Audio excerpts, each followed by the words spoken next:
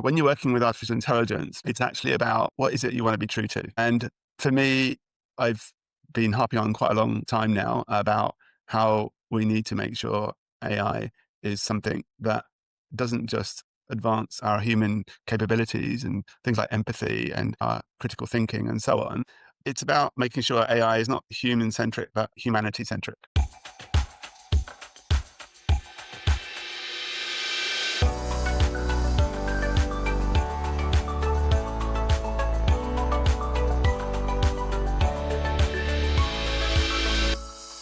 Welcome to the Meaningful Work, Meaningful Life podcast, the show that empowers you to redefine the life you want and live your best life now. I'm your host, Francine Beleyi, and in season 11, On Purpose, How to Live, Lead, and Thrive in the AI Age, we are exploring how to align personal purpose, leadership, and innovation without losing your human heartbeats. Jazz Rasool is an Industry 5.0 strategist, a coach, researcher, and author whose work is reshaping how we learn, work, and lead alongside intelligent machines. And Jazz moves from astronaut training to mental health, diversity, creativity in the workplace. And today, he helps leaders and organizations build future-ready mindsets. Just that. And how human, machine, and collaboration skills can work in the future. So Jazz is one of the very few people who returned in this podcast because he has very deep insight. And he joined us back in episode 9. Can you believe that? We are on 100 and something now. Episode 9, where we talked about helping others grow, and also in episode 10, where he challenged us to turn our values into valuables. But the world has changed dramatically since then, and so has the conversation. Jazz is one of the leading voices shaping how human and intelligent machine will work and thrive together. Hi, Jazz. Welcome to the Meaningful Work, Meaningful Life podcast again. Hey, Francine, great to be back. Well, Jazz, when you look at everything that has changed in the past few years in AI, in leadership, and even in yourself, what feels most alive for you right now? Well, it's something that feels like I'm beginning to home into what's important in life, in work, in society. And it's probably come from the work I'm doing around ethics. Ethics for a lot of people is like philosophy. It's about what's right and wrong and moral and so on. But when you're working with artificial intelligence, it's actually about, in the simplest sense, what is it you want to be true to? And for me, I've been harping on quite a long time now about how we need to make sure AI is something that doesn't just advance our human capabilities and things like empathy and our critical thinking and so on. But more recently, I've been asking, well, what exactly does that mean that if that a 10-year-old can understand? And it's about making sure AI is not human centric, but as I've been describing it, humanity centric. What's the Uh, when I say humanity, I'm saying actually that humanity that you have within you, our own personal humanity, that's what we need to be true to. And anytime we're not being true to that within us, usually we're probably doing something that's unethical for us. So that for me is the really simple view of ethics that you start from, that you ask yourself, whatever you're doing, are you being true to yourself? Are you being true to that humanity within you? And if you're using this technology, are you doing things that are still being true to that humanity within you? Because if you're doing stuff which isn't, then basically it's unethical. So that's what's been keeping me awake recently. But in a way, it links to what makes people feel alive. What is it that they're trying to be true to? Wow, I love that. I love that very different way of looking at humanity centric, actually, and feeling what is true to us, actually framing that way, you can take it to the next level. So is there something in yourself that you have felt recently that you were not true to, that you want to be more true to now? Yeah, I've been looking specifically at exactly the thing that you referenced to, which is the things that make me feel alive, or what makes me come to life. And as I've kind of mentioned before, and a lot of people might know, 5 years ago, I was diagnosed with cancer. And after a couple of operations and sometimes a lot of pain, you begin to wonder, what is it that you want to continue to live for? And that means finding the thing that gives you life for a start and keeps you feeling alive. But as you've said, it's about what do you want to bring alive inside of you? And usually it's what it is that you want to be true to, that thing that you want to be aligned to and congruent with. Um, and it's something that I felt I didn't want to just be working on it on my own. If I'm going to be working with other people, I don't really want to be spending time doing anything else, but except working on the same things with them.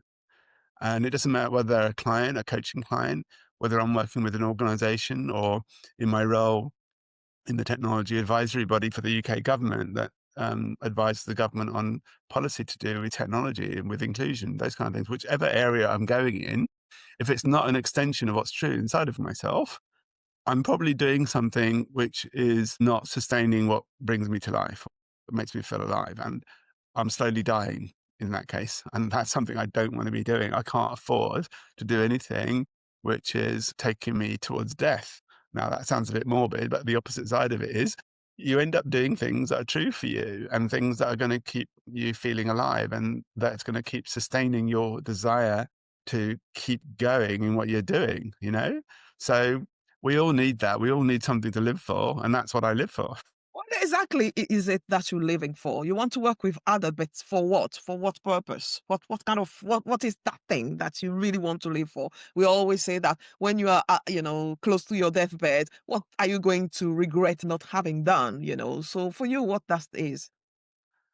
I think it's facilitating people to pay forward their potential. Their potential. What does that Th- mean? Well, each one of us 10 have got years something old. to give to the world, but are they capable of doing it? And sometimes it doesn't involve fancy advertising and marketing and products and all sorts of other things. It just means sometimes it's just about them being able to have an opportunity to speak and for them to share something and bring it out. And there being a place where there is a reception for them. And I was talking about this with regards to AI recently and how AI thinks and how it operates and how people are trying to make it work and how human beings operate. And I mentioned that when we try and make sense of the world through our senses, we obviously have sensations about the world. We receive them. There's a reception. But then whatever we receive through our senses, we then go through from that reception into perception. We're perceiving things as opposed to receiving things. And following perception is conception, where we make sense of what we're perceiving. And lastly, we turn our conceptions into something that will generate behavior or action in the world, right? So that's the basic way that we process experience in the world. Interestingly, AIs do something very similar. They've got to receive data. They've got to somehow frame it through some internal model or algorithm. And then they've got to generate a concept that will be useful. Then they've got to put that out, into the world in terms of a response to a prompt or something like that. But that process of, I suppose, just being able to receive the world and make it do something which brings you to life. I've noticed that people have a lot of difficulty with that. They have difficulty with reception. They might be closed, for example. They might not be very awake. They might be sleepwalking their way through life. And that's in itself is a challenge. But then they go through a process where they start having a perception of what's going on for them. And they don't necessarily have all the tools that they need to get an objective perception or a realistic or genuine perception. And that means people need to have things that will enable them to expand their perceptions. They need to expand their ability with regards to reception, and they need to expand their capability with regards to conception. And I know this sounds a bit academic, but in practice, this is what I've been doing all my life. I've only really learned things through curiosity and wonder. And that's the first bit, that reception bit is to do with curiosity and wonder. And they're intimately linked, curiosity and wonder. Typically, when you have more than a certain amount of curiosity, more than a certain threshold, you start to have a sense of wonder about things, and vice versa too. So I'm really keen on firing up people's curiosity and sense of wonder, because that's what starts everything else. if you don't have curiosity and a sense of wonder, then a lot of things are going to bypass you, including the realization of your own potential. How many people are actually really genuinely curious about their own potential and what they could achieve in their life based on who they are? Wow, I love that. I love that actually, Jazz. I love that fact that, that realization. I love your ability. We know each other since 2008. That is a long time ago. And when we used to do like energy diamond coaching, and we have talked a lot. And obviously, as you know, your thinking is so big, it can become like academic. But actually, when you have applied that to yourself now and then really breaking that down and starting with that reception, which is just starting with curiosity, and this is where the difficulty comes from, and that's where everything comes from. That's where all conflict comes from, because people are not curious from each other. Or when we look at the world and when we look at our difficulty, as you say, is we are not curious. We are not even curious about who we are and who we can become, Mm. or who we are and who we can become. And that make a great, great, great, great, great sense, Jazz, what you just said. Bringing those big concepts that you have, an astronaut that you used to be, to the ground, to the, Yeah, grounding it. And it's probably said best in the tale Christmas Carol, where someone is, Ebenezer Scrooge, I think it is, might be, he's taken into the past, yes. taken into the present, and is taken into the future, and is shown all these possibilities, right? And I've always, when I was younger, I didn't know what possibilities there were for me and what potential I could realize. Over time, I really started, because of that curiosity and wonder, I thought, wow, I can do that. Wow, I can think like that. Wow, I can feel that. And that's where the sense of wonder comes in. And it's something I do look back at and go, if there's anything I absolutely love about myself without being, egotistical, it's my sense of wonder and curiosity. And I don't think I was naturally intelligent in school. And it's funny when I say to people, "Well, I think I'm a genius or something," and I say, "No, I'm just very curious in a precise way, and I make sure that everything I'm curious about is accompanied with wonder." Because Wow. if you lose your sense of wonder, you typically stop being curious. Yeah. And if you lose both of those things, you might never see what possibilities there are within you. My own AI coaching platform, when I built it in 2008, built the foundations for it, its aim was really simple. When you're coaching someone, the client who comes to you, they may have no idea of how much impact they could be making in the world relative to where they are. So one of the tools I created was to measure what skills do they have right now and how aligned are they to them. And that combination tells you the potential impact they could be making in the world. Now, if you look at that potential impact and you look at the actual impact they're making right now, depending on their alignment and skills, then you see the gap. And when someone sees the gap, I go, look, you're operating at 10% of your potential. There's another 90%. You could be doing 9 times better than this if you were better aligned, if you had these skills and you join these two things up to create impact. So for a lot of clients, that realization that they've got all this untapped potential and they've got a figure for it. There's 80% more here that you haven't accessed yet. And if you got your act together, you could. What would it be like? And I gave an example and said, let's put this on something that's tangible that most people can recognize. And I usually said, look at your salary. Okay. Just imagine that it was 9 times bigger, right? How does that feel to you? Imagine you were 9 times more emotionally intelligent. Imagine you had 9 times more people in your community that you resonated with in terms of your tribe. What would it be like to see that multiplier, that amplification? And that's usually when they get inspired and they start to wonder and get curious. Okay, how do I do that? How do I access that? And that's really exciting because it brings them to life, right? It just brought me back to that area when we did those 200 case studies that I can remember of taking these into the world of organization and consultant, and we really measure those potential. And today with AI, I can't believe how amazing that will be. We I remember back then, we might charge clients £50 an hour. I remember my day job was like £20 an hour or Yeah. something, right? And yesterday I did a presentation for a major consultancy. If I said the name, you probably recognize it. But they paid me €2,000 for 1 hour presentation. And I'm looking at that going, if I'd known that potential was in me, 10 years, 20 years, how would I have done things differently? I love that. I love that so much. So Tell us, how can we become curious in precise way for us? And then those who are not curious at all, how can they start the curiosity journey? That's a good question. And it's something that, I've explored quite a bit. And often what I do is I give a metaphor of a torch and a laser. A And torch and a laser. a torch and a laser, yeah. Okay. Because if you look at a torch, it's got some batteries in it. It generates light, but the light generally, when you work with torches, or even if it's a lit torch, like with flames and stuff, right? The light goes everywhere. It's pretty random in which directions it goes. It's not very focused at all. And if you put your hand in front of that beam of light, it doesn't have any effect on your hand. You might feel a tiny bit of warmth, perhaps, but other than that, there's no impact on your hand. What it does is it's very illuminating. It covers a lot of space, all right, and it's very illuminating, and it helps you see what's there, right? But it has no impact. Just because something's illuminated or you're illuminating something, it doesn't mean you're making an impact. And that's something that was a really important realization to me, that you can be illuminated and enlightened, but you can be making zero impact in the world, And I thought, well, how do you make impact then? And I thought, actually, with the same batteries, with the same amount of energy there is in those batteries in that torch, you could change the physics of that instrument. You could take the light particles that are there being put out everywhere, and you could join them, you could get them aligned.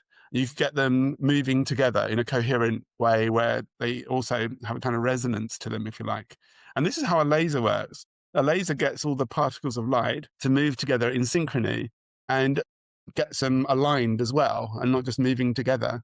And that alignment, that coherence, and that congruence, when you put your hand in front of a laser, it's actually not very illuminating at all. If you look at the tiny little spot that it generates, but although it's not very illuminating, it's probably going to cut right through your hand, right? It's going to make a lot of impact. Okay. So I realized in coaching earlier on that it's really important to help clients get an illumination of their problem first. And then once they've got illumination and they know what needs to be cut through, that's when they need to change their thinking and their way that they're doing things into something that's more coherent and focused and targeted. And that's usually when they can cut through those things and make an impact, right? So their curiosity has to take that kind of route. First of all, just illuminate, just be curious about everything. Don't necessarily be focused on one little thing, right? But once you've illuminated your space, there's probably something that will catch your eye, or something that will trigger a feeling, a motivation, or something like that, something that moves you. And that's what you've got to go and get curious about. That's when you turn your illumination into something that's a bit more impactful by turning your torch into a laser and aligning your thoughts and getting them coherent and congruent with your values, for example. So that switch from illumination to impact, from torch to laser, that's how my curiosity works. But here's the thing, learn from my mistakes. Don't do the reverse. Okay. Don't start with Don't start be a waving laser. around a laser in the darkness, right? Wondering how, trying to illuminate things, and then turn on the illumination and realize what a mess you've made, how much everything's been cut through and torn to pieces. A lot of people do that. They try and Yeah. make impact in the dark, right? And because they haven't illuminated what's there first, right? Well, once you illuminate things first, then you've got an idea where to focus your energy, but you shouldn't be doing the reverse. Don't be waving around a laser in the dark. I'll send you to some big politician leaders to tell them this, actually. Start eliminating first before cutting through.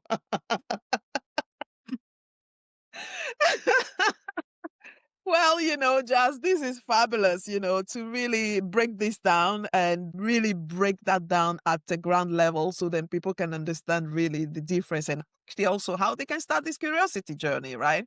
So what about the people who are not curious at all? What is are they just going to die like that? Or is there a little bit of hope, a little bit of illumination for them to take that journey of curiosity?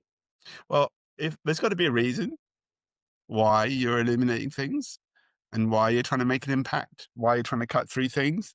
And that's the precursor to that curiosity and that sense of wonder. Why are you being curious?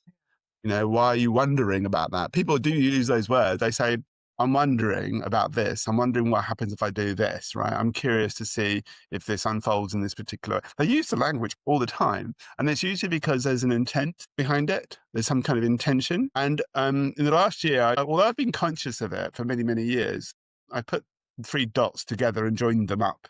And these three dots that are behind the triggering of curiosity and a sense of wonder are they're linked to, first of all, obviously, in a way, if you think about it, they're linked to what you're paying attention to, right? Because curiosity doesn't work very well if you're not paying attention to what's there, right? So that's an important factor, what you're paying attention to. And secondly, that what that you're paying attention to is an intention of some kind. Okay. It's some kind of, you could go back further into your feelings and say there's a motive of some kind, right? So it starts with the motive. The motive usually is a feeling or instinct or intuition or gut thing. And then it could be linked to an aspiration or a dream or inspiration that's been triggered in you. And then that motive condenses, it becomes more solid and more refined and clear in the form of an intention. Okay. And the intention is what you need to be paying attention to. Now, these three things work together. If you're at work or you're trying to build a life or write a book or achieve something, paying attention is really important. If you stop paying attention, no matter how strongly refined your intention is, how strongly motivated you are, usually doesn't work out very well. You can be the most accomplished person there is, but someone can bring you to account and say, why are you not paying attention? Pay attention. And similarly with the other things, you can be very good at paying attention and have a clear intention, but you might not be motivated. Maybe someone did something and it's affected your confidence. Maybe you did something and you wanted to achieve something, but you just weren't resourced. Nobody supported you, or the opposite. You had all the support in the world, but nobody challenged you and stretched you, for example. And you're probably aware that in my coaching model, these three things, support, challenge, and reflection, are critical for growth, right? If people don't get support, challenge, and reflection at the right times, then like with vitamins, if you don't get them at the right times, you don't grow. You start Yes. experiencing pathologies in growth, right? It's the same. One of the pathologies, one of the casualties of not getting the right support, challenge, and reflection at the right times in the right sources, typically you'll start seeing curiosity getting undermined. You'll see a wonder undermined. You'll see typically people in a state of apathy or a state of resignation. And I've been homeless, good. I think it was in 2008, in the year that I met you, in the beginning of that year, in February 23rd, exactly, 2008, I became homeless for months. I was homeless. And even with all the things I had inside of me, I ended up in a state of apathy. I thought, how can I be here sleeping behind garbage cans when I've got all this intelligence in me and I've got all this awareness and this motivation and this intention? And it's just funny that sometimes, even if you are motivated and you've got clear intentions and you're good at paying attention, sometimes circumstances can take all that away. And the basics in life, the resources that you need just to survive, are taken away from you. And that in itself can kill your sense of curiosity and wonder. Unless you've got a very strong will to survive, you won't remain curious about, for example, how to get out of that situation. You might just settle in and just die. And the next morning, people are going to find you as a frozen body behind some garbage cans. Yeah. Luckily for me, that didn't happen. I still had enough sense of survival and sense of meaning about the world Yeah. that I wanted to survive. I felt I still had so much to give. And I felt like it would be a crime almost that everything I'd learned wouldn't have a chance to be paid forward to other people so they could learn and they could maybe realize their potential. And that's what got me out behind those garbage cans. It was this recognition that I could not waste what was given to me. And the best way to do that was to ensure that it got passed on to other people. And they had a better go at it than I did, at least, you know? Did you just wake up one day and say, enough is enough? I need to get out of this garbage and do something? Or what has changed? What that thing that has tilted at that moment from moving you through, your state of homelessness to, getting out of that dark circle? Well, I might have mentioned it before, but there's been about 6 or 7 occasions nearly where I've nearly been killed in my life. Knife situations, gun situations, car accidents, all sorts of things. But on that day, on February 23rd, it was freezing cold. It was February. Yep. I did not know. I just had a rucksack and I was sleeping against this metal gate behind these garbage cans from a North London theatre. So if anybody goes to Jackson Lane Theatre in Highgate, if they go and check around the back where the garbage cans were, that's where I was sleeping. And there's a big metal gate there. And I genuinely didn't know whether I was going to wake up in the morning. because things could just end right there, you know?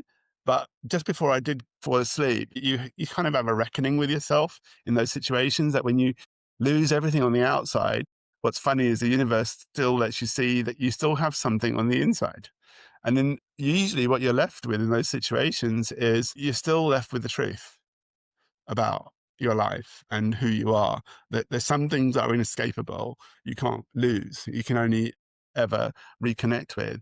And what I realized at that point was, and I wasn't very religious, but I said, to God at that time, in that moment of emergency, please don't let me die without what there is within me making a difference in the world.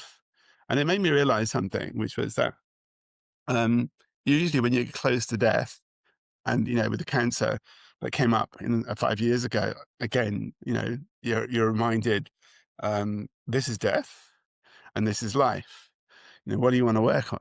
You know, at that moment, I asked this question, and I say it often to my clients, which is, if you're going to die, what's worth dying for? And here's the funny thing: if you can answer that question, whatever it is that's worth dying for is actually what's you're meant to be living for, Yes. Yes. right?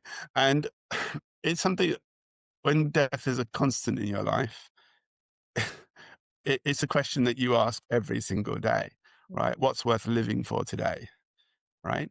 And if you don't feel there's anything worth living for, you will let things just go Yeah. and you won't be in this world anymore. And that's what fires my curiosity, my sense of wonder, because I look not just to survive. I want to do something that is not, again, even to do with thriving. It's to do with being alive and feeling alive. I don't think being alive and feeling alive are necessarily incorporated or built into thriving.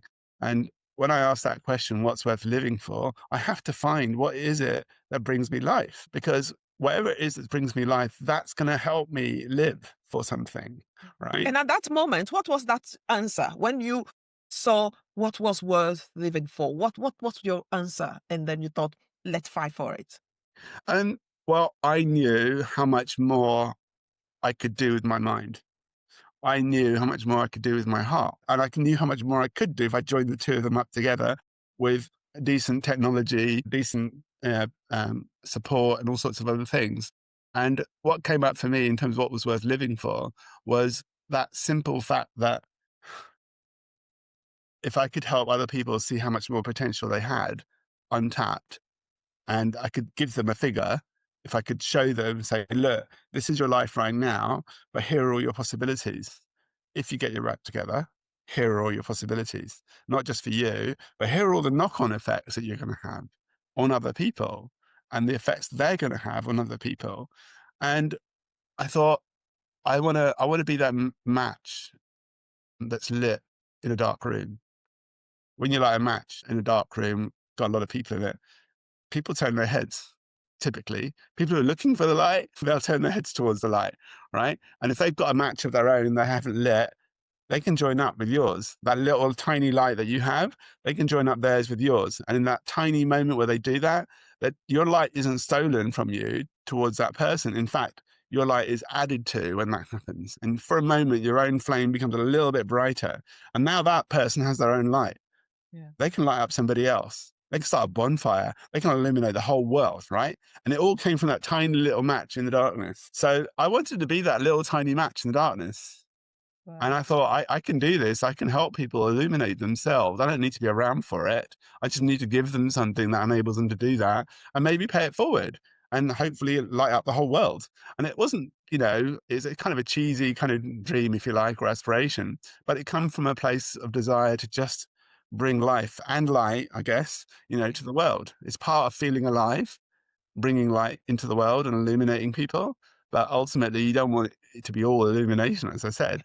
You'd like them to Yeah. actually make impact as well. I love this so much, Jazz, because here you are at the bottom of the bottom of the bottom of the bottom, thinking of the humanity and how it can bring life to Well, other that's the people. truth. That You was the know, truth I was left with. I've got exactly. everything on the outside, I still had that one thing left with Yes. inside. And this is what Viktor Frankl also said, right? Is exactly the same thing for him. At the bottom of the bottom of the bottom of those Nazi camp, he could have done it the next time. He had that kind of curiosity or will or to keep going. Everybody should visit the absolute bottom of themselves. I think so. I think we should do a retreat. Why don't we put together like a retreat and get people to the bottom of the bottom of the bottom of who they are and find that Well, that's what's funny, right? Vulnerability is there, funny. right? Vulnerability is something that within it contains something invincible, indestructible. That's what people, Not destroy it anymore. You are on the bottom already. What else? and that's why a lot of people avoid being vulnerable, because they don't want their vulnerability gone into or exposed. But what you don't realize with vulnerability, and Brené Brown often talks about this, is that there's a Chinese term that I've used from martial arts, which is where my energy diamond process came out from. You might have heard this from me before, which is when martial artists train, like people do kung fu or karate, they have this notion of your body being steel wrapped in cotton. And that means that you harden your bones through various exercises. So when you meet people normally and you shake hands with them, they experience your cotton wrapped around the steel, right? But if someone tries to attack you, they'll go through the cotton and they'll experience your steel, right? And that's the thing. Vulnerability is like that cotton. It's the cotton around the steel. And if you want to access your own steel, sometimes you're going to have to go through your vulnerability to get access to it. But you don't need to be using it all the time. It just needs to be connected into in those situations where there's an incredible pressure on you, right? And if you put pressure on yourself, you put pressure on your own cotton, on your own vulnerability, you will feel your own steel. You'll find the thing that's impermeable and impenetrable and invincible and eternally strong in you. And it's usually a kind of truth of some kind, that steel. So I feel my steel inside my bones all the time. And on the surface, I can be vulnerable. I could be open. I can be receptive, and I can be that cotton that someone can hug if they want to. But if they push me too far, they're going to experience my steel. Wow. And as you were talking, it just a flash just came to me, thinking of this is also perhaps the reason why we have to dig deep to go and find those minerals, those precious things. Why are they at the bottom? Why? Yeah, we hardly ever find diamonds just sitting around lying on top of the ground, do we? Find the treasure, right? Yeah, it's usually under the ground. We have to go and get our hands dirty. And there's risk of death there. Of course. There's risk of something dying as a process of you going down there. And maybe it's a good thing. Maybe some things in us need to die Maybe there's a in order for the right universal things to truth. live. Yeah, it's a universal truth. Perhaps that's how the universe has been built. We have to go to that bottom to find the truth. Let's now talk back to technology. Some people say that AI is making us more powerful. Other people say it makes us intellectually lazy and spiritually disconnected from everything that you've seen across continent, industry, in your work. Are human actually becoming better or worse in the AI age? I think people are using AI in a way that is not conserving their humanity in the process. They're getting worse. Their humanity is actually atrophying. It's actually being undermined. Now, in those situations, you take that to an extreme, someone will take their own life. And that has happened with AI. With OpenAI's platform, for example, there are 7 cases currently going on against AI companies because individuals are brought to a state of harm. And what's shocking, I think, is OpenAI recently said, in the case of one person who took their life, they should have read the terms and conditions. And that shows. With that, attention, this can kill you. And it absolutely Like, shows. those packets of cigarettes now, where they put like this big head. Absolutely shows what happens when AI is working with people in a way where there's no conservation of humanity in the process. You end up organizations saying things like that, So it's absolutely critical we do not let our humanity, our compassion, our conscience within us be put to one side while we play with AI. Now, AI in itself isn't bad, all right? How we use it it's a similar argument that people use with guns and other things. And you can be killed with a glass of water. You can be drowned with a glass of water, right? It's something that can give you life, but equally it's something that can kill you, Totally. all right? So it depends on how you use it. And like I said, if it's if it's used with a forward intention of it advancing your humanity, advancing your compassion, your conscience, your critical thinking, your curiosity, your sense of wonder, empathy, emotional intelligence, all of those things, you know what? The next day, your humanity is going to be more advanced. You as a human being are going to be more advanced. The people around you, if they're doing the same thing, they're going to be more advanced in terms of a society, a community. Ultimately, we could end up with a very much more advanced civilization, not advanced because of technology, Mm, because our humanity is advanced. The mhm, spirit of who we are has become very advanced and sophisticated. And that's not a dream I have for the future. I can see it happening. It can certainly happen through business and industry, but if business and industry detach or disassociate from their humanity in the process of working with these technologies, then there's a knock-on effect on employees. mm, The employees, if they're disassociated from their own humanity, then they won't necessarily have compassion for themselves. They'll mm, work like robots. And some of those people who work like robots will be replaced by robots because they're working like robots, right? But for those people who still have something else to offer other than a robot, they're going to get burnt out mm, because they're not treating themselves with appropriate compassion and conserving their own humanity in the process of what they're doing. And again, we're seeing this. We're seeing vast increases in executives and people going through burnout and mental health issues. And it's all because the way technology is being used is not something that's respectful of human flourishing. And going back to the first question that you asked today about, what is there that brings people to a state of aliveness. mhm, If you're working with things in a way where your sense of aliveness is diminishing, mm, then you're not going to be flourishing in that organization. So Industry 5.0, mm. the fifth industrial revolution, it kind of recognized this. People started to see around the time of the pandemic in 2020, Yes. people are suffering. People are not flourishing. And you'd think even them not being at work, but working from home, that would be different. But it turned out that the loneliness or the isolation itself caused a lot of problems at remote working. So when people are not flourishing, typically their motivation starts to slip. They can't form clear intentions to do things. They can't sustain their attention on what they're doing. And when those three things I mentioned, don't work well together, then that's when people start being curious. They start having a sense of wonder about things. They go into a state of apathy. And in terms of the organization, you see business operations start to fragment. You start to see them not being able to be sustained. And that's when productivity goes down. That's when performance goes down. That's when profits go down. And that's when shareholders usually get annoyed and very frustrated. What's happening? Why is the integrity of the organization falling apart? And it's because it's falling apart because the organization failed to look after the integrity of the individuals that look after it. And they're flourishing. So integrity and flourishing are closely related to one another.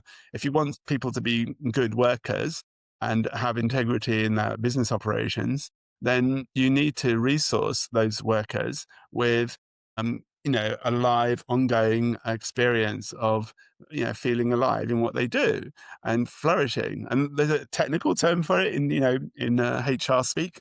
People might refer to that as employee engagement, but Yeah. usually the term is discretionary effort. Is how Mm, much extra energy does the person have to offer their job beyond what their contract actually is asking of them?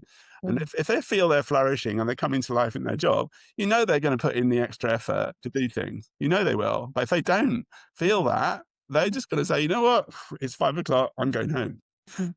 What needs to happen then in this case for us to build this Industry 5.0 or AI advancement so that we can flourish? What needs to happen?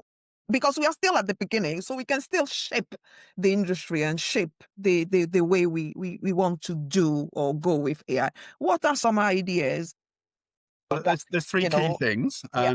The three key things of Industry 5.0 are that you harmonize how human and machine intelligence work together in the workplace, but that you also are doing in a way that is sustainable with regards to use of natural resources like power and water. And when you're using AI, people know when it comes to the data centers that AI uses, it draws on a lot of water from local region. It draws on a lot of power, and these are costs that ultimately can impact the environment, but also even impact climate change, for example.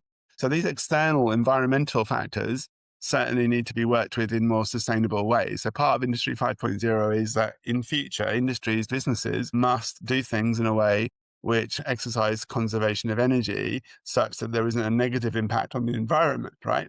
And usually the way to do it is what people call circular value chains. It's linked with recycling and upcycling. It's about working in cycles. And in nature, a lot of things in nature, they are sustainable. They can survive for a long time and even grow and evolve because they work in an ecosystem of cycles. So you have things that cycle oxygen and nitrogen. You have things that cycle water around the atmosphere and the earth and so on. So these natural cycles are what enable nature to be sustainable. In the same way, businesses start operating with cycles, then you're going to get conservation of resources, especially within people. So I mentioned those external resources that need to exercise conservation around, but actually there's something more critical and important. Recently I said, well, it's interesting how many businesses are trying to get to meet their net zero targets. They're trying to reduce their carbon footprint in the world, right? And get it down to a net zero sort of level.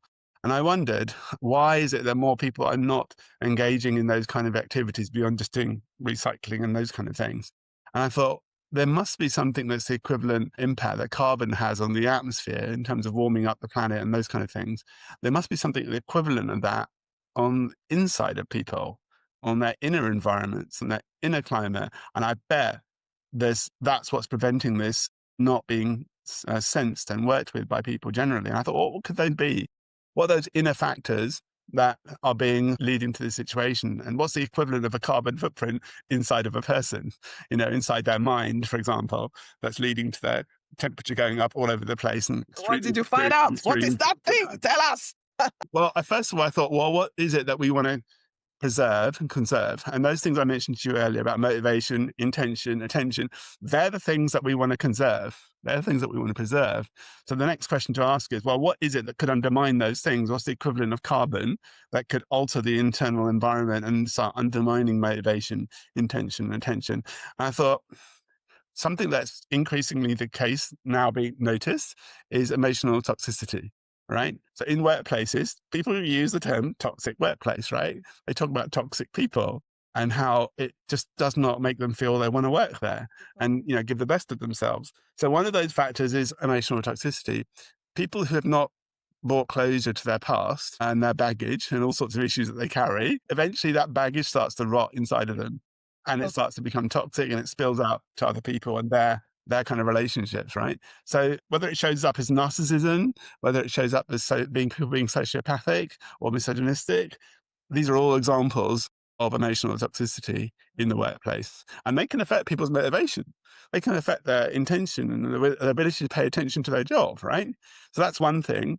But the two other things that we need to get net zero on, apart from emotional toxicity, are to do with those factors I mentioned to do with the laser. They're to do with coherence and congruence. All right. When you're working in a business and you're doing things that are not congruent or aligned to your values or to the brand or the mission or the values of the organization, instead you've got the opposite. You have incongruence. All right. You have misalignment. You have clash and conflict that's not useful. Then that's a problem too. The other problem associated with that is we want to have coherence, but if you instead do things in a way that are incoherent, or people are mentally incoherent in how they think about things or on their intentions, these can all begin to slow down the operations. So incoherence, incongruence, and emotional toxicity, these three things are intimately related. You can pretty much bet if there's an emotionally toxic environment, there's going to be a lot of incoherence and incongruence as well. And vice versa. If there's incoherence or incongruence, you can pretty much bet emotional toxicity is going to start showing up somewhere. And all these things together affect people's motivation, intention, and attention. So they're the equivalent of carbon footprint on the inside. Yeah. And you want to get an inner net zero, right, with those things. So the emotional toxicity, incoherence, and incongruence. And when you start getting inner net zero within people, you typically will start to see their motivation increase. Their ability to form clear intentions get better, and their ability to continuously pay attention without burning out and remaining in a state of feeling alive and flourishing start to happen. So we need to start achieving inner net zero. And providing we can do that, providing we can do things with AI that sustain our coherence, our congruence, and also our emotional well-being, we'll see an increase and stability and sustainability of Yeah. motivation, intention, and attention. That is That's what's going to be cool. beautiful. It's beautiful because it just brings me naturally to actually when you talk about how we use AI in coaching as well, actually. So, and how you are actually, I think, doing some work with AI in coaching, and you say that AI can handle the lowest common denominators of coaching, but not the highest. So, based on what we just said earlier, how can AI and coaching help us to just increase our net zero and then get us actually to use the AI? The idea is how we use AI to build an advanced society, an advanced, world that we want to live in. So how do you see that? Well, it speaks to the theme that's recurring in this conversation around elimination and impact. And I did a presentation about this about a year or so ago, and I said that the three ecosystems that we need to get in harmony with each other are people ecosystem, technology ecosystems, and environmental ecosystems. And if you look at the intersections of those ecosystems, like a Venn diagram, then where people intersect with technology, where technology intersects with the environment, and where the environment intersects with people, these intersections are where the work is that needs to be done with people, with technologies, and with the environment. And there are areas where coaching can be really, really helpful. But to be specific, you need to look at those intersections more precisely. And for example, if you look at the intersection between people and technology, something that's emerging quite a lot right now is historically there was a lot of focus on learning and development and in HR to ensure that there was effective collaboration between people in companies and businesses. So that was between people. Now, with the rising use of AI, people are seeing the need for two other things. They're seeing the need, obviously, for human beings to collaborate with artificial intelligence to get things done. But they're also seeing the need for artificial intelligence of one kind to collaborate with artificial intelligence of another kind. And they call these individual AIs, they call them agents, AI agents. They're Yeah. looking to get workflows that link together different AIs, AI, it's called agentic workflows. And this is a collaboration between AIs. So these three kinds of collaboration between humans and technology like artificial intelligence, and between technologies like AI. These are where a lot of the work is going on right now. But in order for that collaboration to happen, it requires three factors. This is where coaching comes in.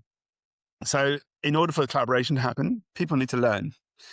They need to learn in small bite-sized pieces. And it's called micro-learning. They need to learn together with people around them. That's peer-to-peer learning or collaborative learning or collective learning, however you want to describe it. The learning needs to be continuous and it needs to be lifelong. So there's four kinds of learning there in kind of layers, if you like. So learn in small bite-sized pieces together with other people in a continuous way for the lifetime of whatever it is that you're working on. It could be a project, it could be a job, it could be a whole career, But that learning has to generate an output that can be transferred to other people or to an AI or to the environment, for example. So all learning has to yield what I call transferable assets. In the So past, what HR used to call knowledge management, yeah, right? so it Now, could be knowledge transfer, transferable skills, these kind of things. But on the AI side, AI is interested only in transferring certain things. AI only wants to work with certain kinds of transferables. It wants to be able to transfer data, information, knowledge, and intelligence. These are the things that AI wants to generate transferability with other AIs, with human beings, for example. Historically people did that, but now AI is better at handling transfer of those things and paying them forward. The things that human beings need to work on and make sure that they build transferable capability around are their sense of their common sense and their wisdom, right? mhm. They need to transfer what they have a common sense around, what they have wisdom around beyond their intelligence that comes from their experience, comes from their compassion, for example. And they need to be able to transfer that between people. They need to be able to transfer things like duty, power, responsibility. These are things that you do not want AI to be handling.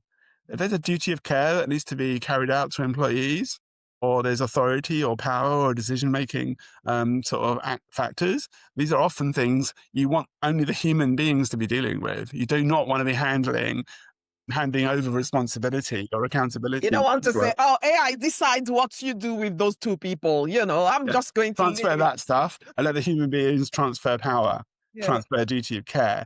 But there's an overlap between the two, between the AIs and the humans. And they both overlap around the area of skills and behaviors. There are things that AIs can do that would previously been a skill for human beings.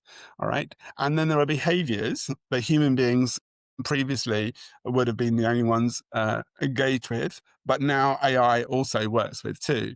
So the overlap between humans and AIs is in the area of skills and behaviors. And that usually all happens through some kind of interface. In the case of like ChatGPT, you have an interface where you put in a prompt and stuff comes out, right?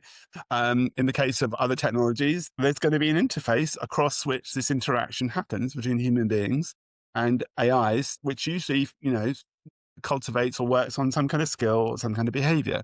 The skills and behaviors are the future interfaces and interactive spaces between human beings and AIs. And this is absolutely where coaching can be amazing in terms of helping people, right? It can help people pay their skills forwards.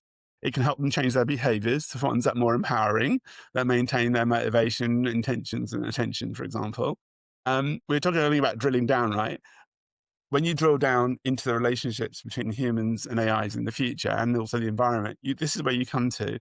You realize it's all about skills and behaviors. How do we marry human skills with AI skills? How do we marry human behaviors with AI behaviors? Because AIs do have behaviors, right? And the challenge of that can only really be best moderated or mediated or overseen by a human coach.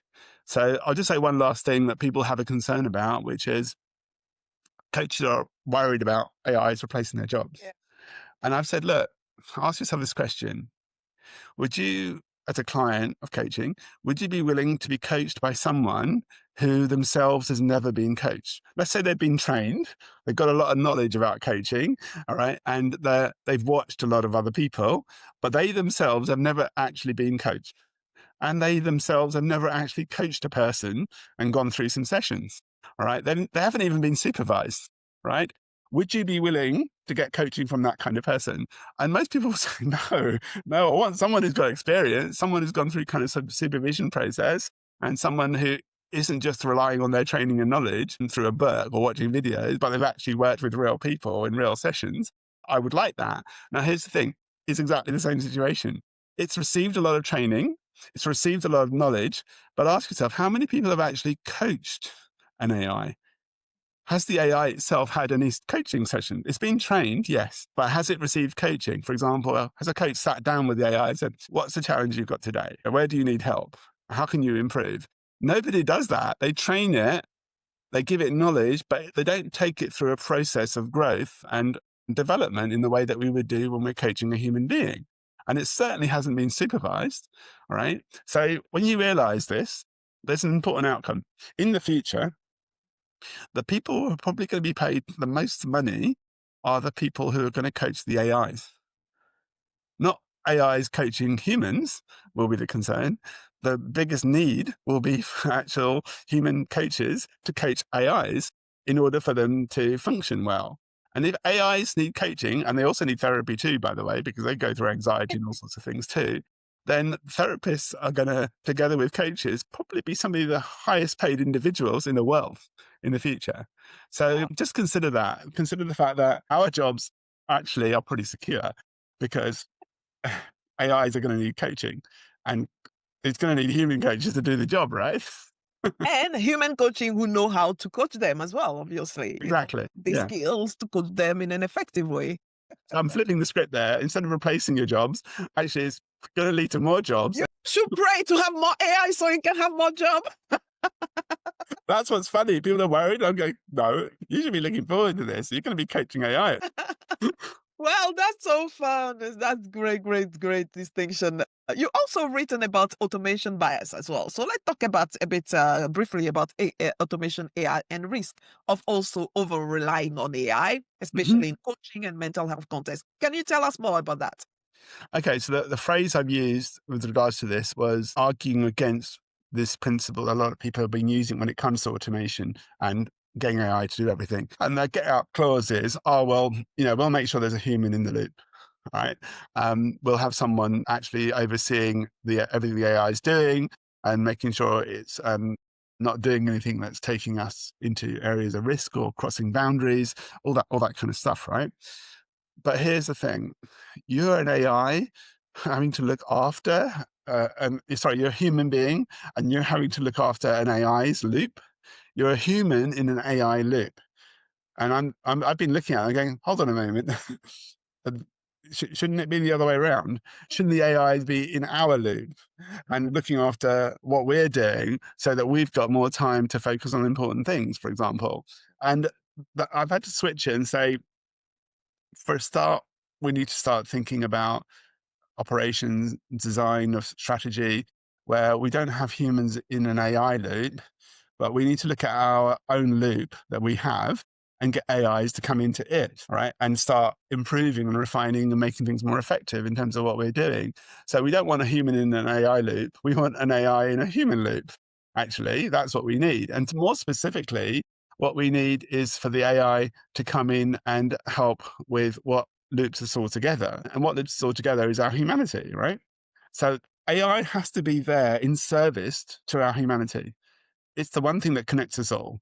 If it's not in service to our humanity, our compassion, our critical thinking, emotional and social intelligence, our ability to exercise power, accountability, authority, all of those things that are the ingredients or the architecture of our humanity within ourselves, what it is that we want to be true to, then we're asking AI to serve instead a false master. If you focus on human-centric approaches, which a lot of people are doing, right? Well, which humans are you centering on? Because there's a lot of bad actors out there, right? Do you really want to be centering on humans? Humans aren't the best example to follow, but instead follow something that is deeper and more universal and that everybody can probably want to engage with. And that's the humanity within people. That's why I kept arguing, please, can we move away from human centric approaches and instead start engaging with humanity centric approaches? Because that's the stuff that links us all up together. That's the stuff that we constantly were trying to be true to. So why are we not getting AIs to help us with that, to refine our humanity between us and within us and advance that? So that reciprocal advancement is what's really needed. And that's what the heart of Industry 5.0 is about. It's about saying, okay, let's use human intelligence to advance artificial intelligence, but then we want the artificial intelligence to come back and advance us, and not just advance our intelligence or our knowledge, but we want it to advance our humanity within ourselves. And that will be a great outcome. If there was something we should be trying to converge towards, is a future where humanity as a whole is more advanced. And when an alien species comes to visit us, they won't see just a bunch of advanced human beings doing advanced things with technology. They'll see a race, they'll see a species that at its core is very advanced compared to the other creatures around it, right? Because its humanity is advanced. That's the thing that links everybody together. So automation has risks because if you try and get humans into an automated AI loop, you're actually disconnecting people from their own humanity because you're trying to get them to try their sense of duty and power and authority and accountability in service of AI. And actually, you need it the other way around. You need AI to be in service to us. Yeah. So there are things that AI certainly can automate. It can automate processing of data, information, knowledge, those things I mentioned to you earlier. But as I said, there are some things that should only be transferred between human beings. They should not be transferred over to AI into automated processes. And those things are our sense of duty, our sense of responsibility, accountability, power that is behind decision-making activities.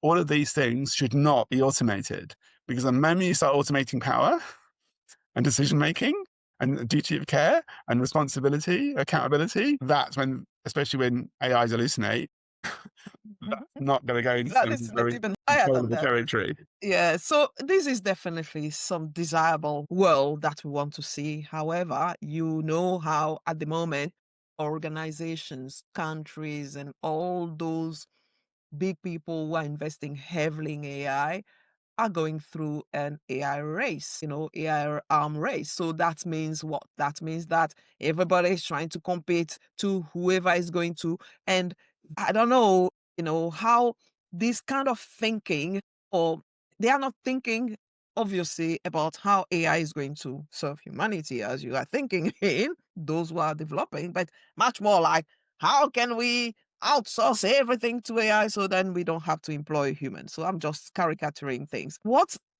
How can we really get in touch or get these organizations that are advancing AI to really, really thinking of advancing humanity? Because that's ultimately what we should be. Anybody in their right mind should be thinking that way. But this is not what we are seeing on the ground, right? So people are not developing AI for the sake of humanity per se.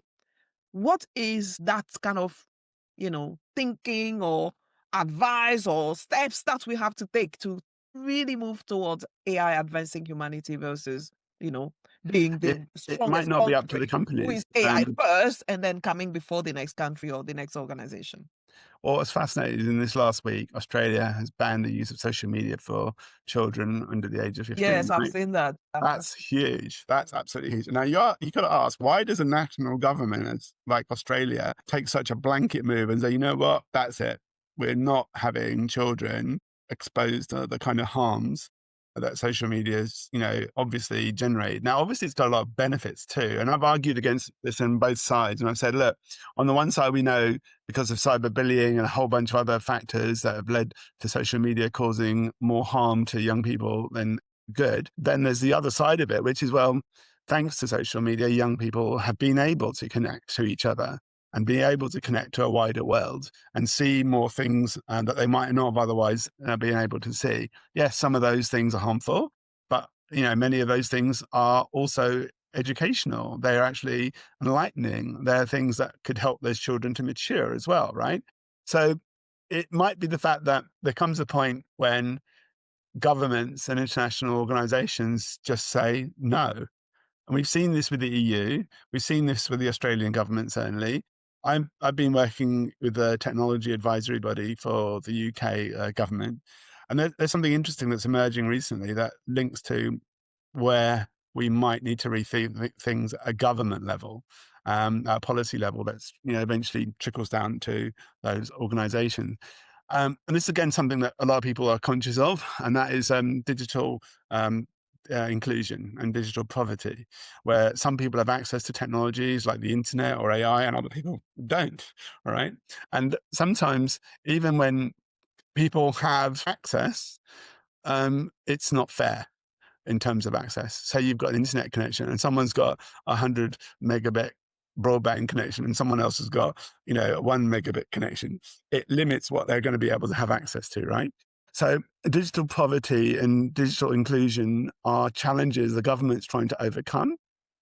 And AI is a big factor. There's been quite a bit of lobbying going on about the harms that AI could bring about to young people if the appropriate measures and laws are not put into place. The government's here in the UK got an online safety bill that is trying to put into place to address these things. But there's a hidden area that not many people have recognized. And that is to do with, well, actually, what happens if everybody does have access to digital technologies and AI? Right now, for example, a lot of people, especially young people, are using AI for companionship, right? And it's unfortunate that some of those incidents have led to people taking their lives because the AI conversations have just been too sycophantic with those individuals who had low self-esteem. It led to them taking their own life. Now, on the other hand, there's a lot of other people who are only learning about empathy and how to relate through AI, a digital form of empathy, that sycophantic kind of empathy. And then there are regular people who aren't learning about empathy and relationships through AI. They're learning through real human beings, right? Now, here's the thing. If more and more people start getting access to digital technologies, including AI, and we address the digital divide, and we are more digitally inclusive, you're going to see more people beginning to use AIs for relationship, for companionship, for friendship. And there will be a new kind of divide that will emerge as that divide closes. And that divide is the one where young people are learning about relationships and empathy through digital simulations compared to people who are learning through real, genuine human encounters and relationships. So there'll be a divide between people who have that digital experience of empathy and people who have an organic form of experience with regards to empathy. So what I've said to government ministers recently was, it's great that you are addressing the digital divide and addressing digital inclusion, but you need to be conscious that as you're doing this, you're opening up the number of people, especially young people, that will only learn about empathy and social skills through an AI. And um, when they meet up with others in the workplace, for example, who've developed their empathy through organic means, there's going to be a clash. And yet, the employers are going to ask, are these people employable? Because they don't seem to be able to relate to real human beings. They've only been able to relate to an AI. So it'll actually lead to the emergence of an empathy divide. So as we close the digital divide, there's a serious, genuine risk that we're going to open up an empathy divide. And that is a real big concern. So despite all the benefits that it looks like closing a digital divide will bring and improving digital inclusion, we have to look at the caveats behind this. And that is, there's a serious risk we could end up with a divided society. People who only learn how to relate through digital AI means. So And how people can who we avoid that, as we can foresee that already, that more digital inclusion will mean like a lot of people are going to go to ChatGPT to say, oh, you are my best companion, my best friend, you never argue with me, and then they go out and meet a real person, women start recently who, arguing because ChatGPT doesn't argue. I mean, ChatGPT is always on your side, right? there's a So woman in what are Japan who we going recently to do? married her AI. So things are getting really, really bad. So in terms of addressing it, Yeah. it goes back to the heart of this conversation. We need to help people be conscious of what to be true to. The moment people don't know what it is that they've got to be true to, then inevitably they're going to be starting aligning to what's false in the world and also in them. All right. So it's a simple area of focus. The challenge is, how do we not just embed it into schools, into society, into government? Real challenge is actually, how do we embody that? And I've argued with people recently about AI, and I said, look, you can embed new technologies or new practices into an organization, but unless people um, feel it's of personal value to them, they will not embody it. They will only use it because they're being told to use it. And given any chance, they probably will avoid using it. So if something can not just be embedded, but it can be made to be seen as having personal value for someone, it will end up being embodied.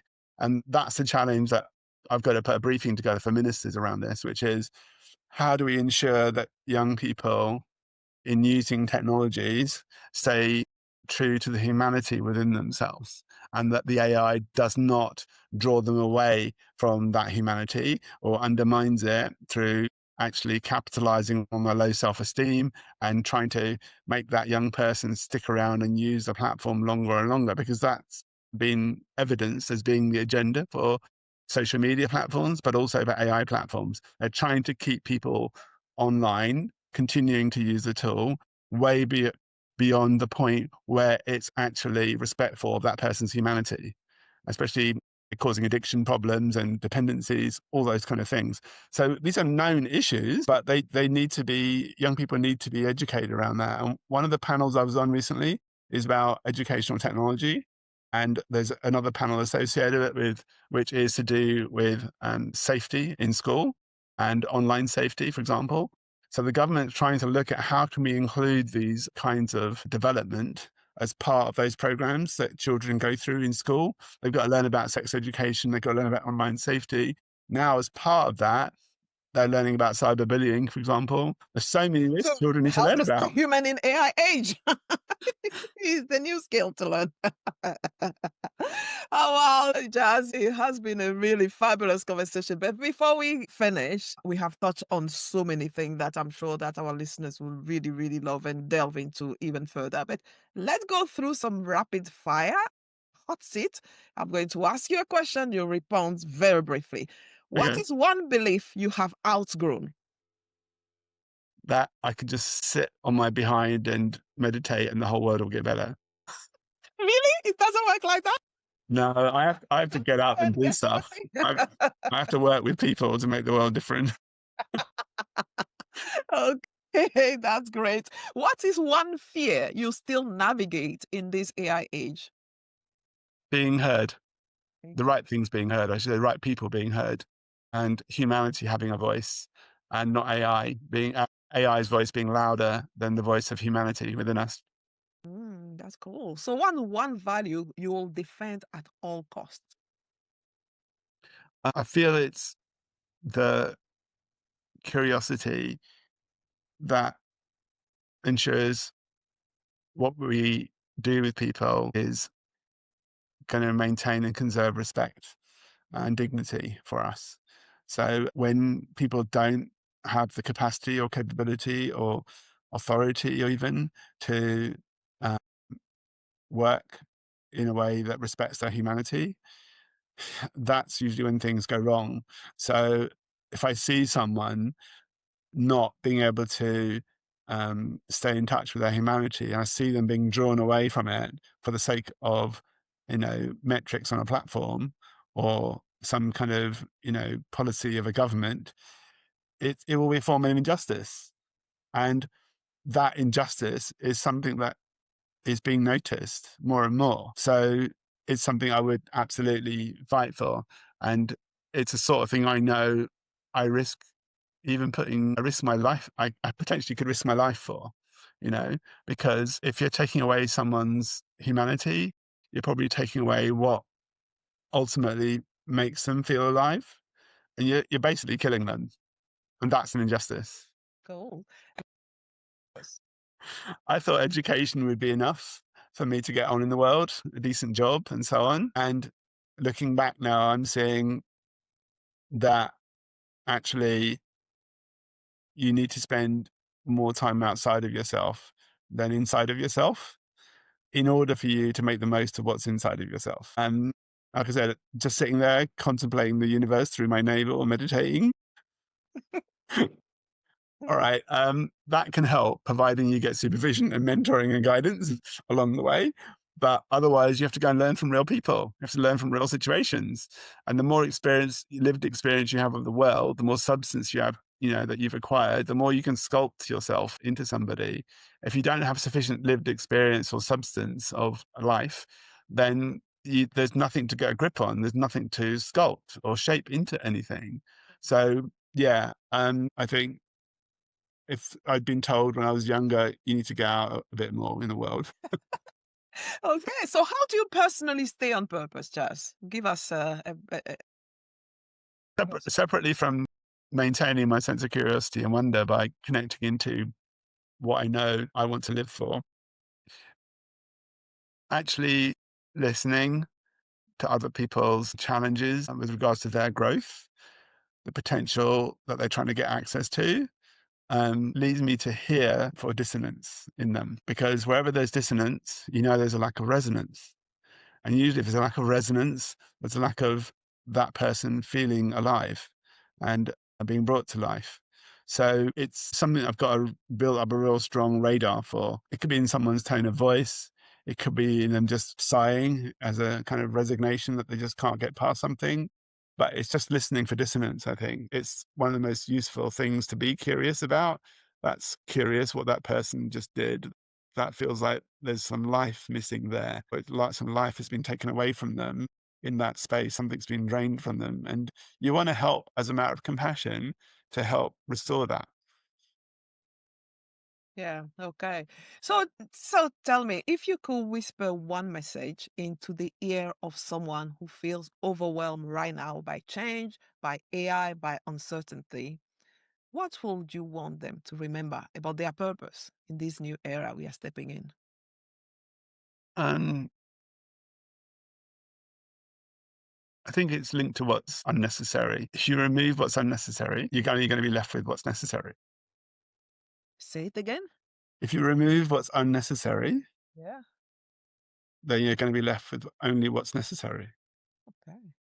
Okay. And it's a big challenge to try and find out what's unnecessary. I was going to ask you, how did you find out? But then, like I said, you start with that. You start with the intent to remove what's unnecessary in your life. So you're only left with putting energy into what's necessary. And usually what's necessary in your life is something that is going to enable you to, I'm going to flip this a bit. People talk about making the most of the moment. living in the now, living in the moment. It's going to be something that helps you do the reverse of that.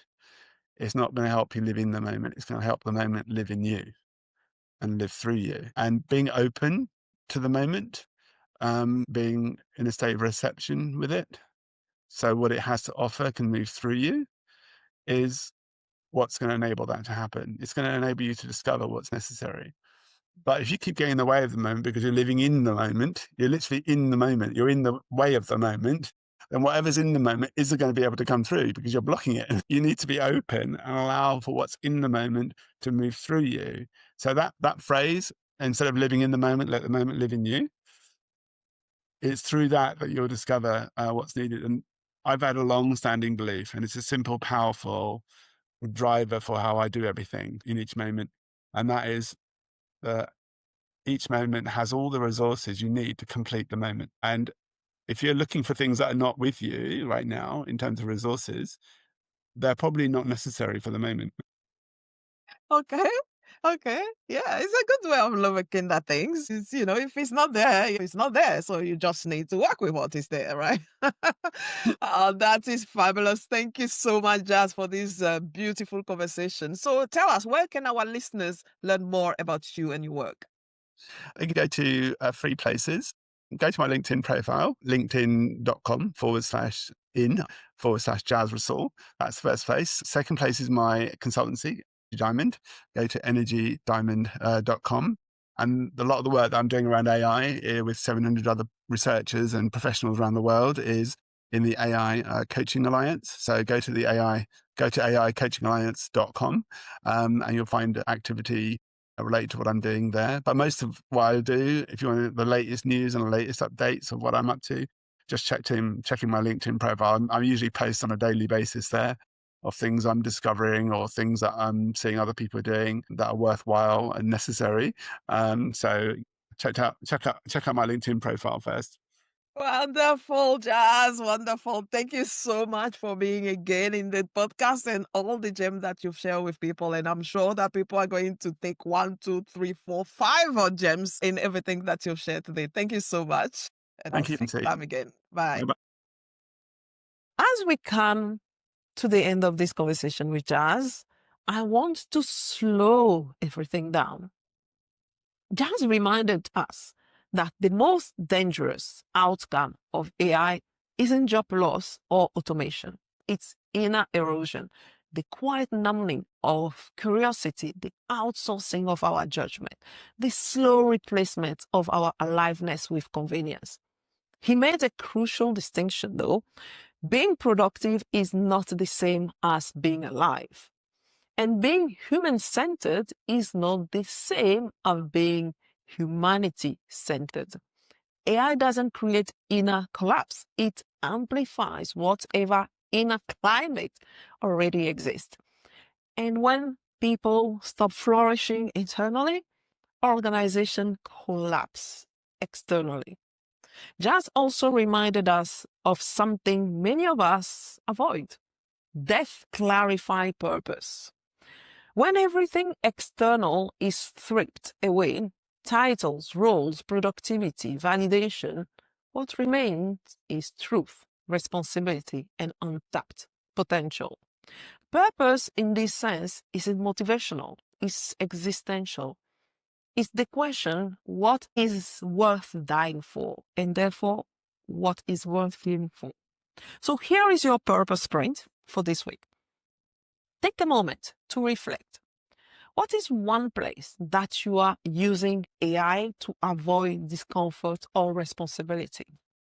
2, identify one behavior where your curiosity has quietly atrophied. Then, what is one human capability you refuse to outsource judgment, care, or presence? In the next 7 days also, use AI only to remove friction, free time, or deepen reflection. And at the end of the week, ask yourself, honestly, do I feel more alive? If the answer is no, something is wrong. If you want support reconnecting with your own strength, values, and sense of aliveness, You'll find a free Ikigai quiz at francinebeleyi.com/podcast, and the show notes of the episode are also available on the same page, francinebeleyi.com/podcast. And if this conversation stirs something uncomfortable, that quiet fear of being left behind, of being feeling irreplaceable, outspaced, you are not alone. In the next episode, I unpack why this feeling is not a skills problem and what is going underneath. Did you like this episode? Well, subscribe to the Meaningful Work, Meaningful Life podcast on your favorite podcast platform or YouTube, so you'll never miss what's coming next. To help me spread this message, please take a moment to rate the show, leave a short review, and share it with your friends. I'll see you next week for another episode of Meaningful Work, Meaningful Life podcast. Until then, dream, act, and make an impact. Lots of love.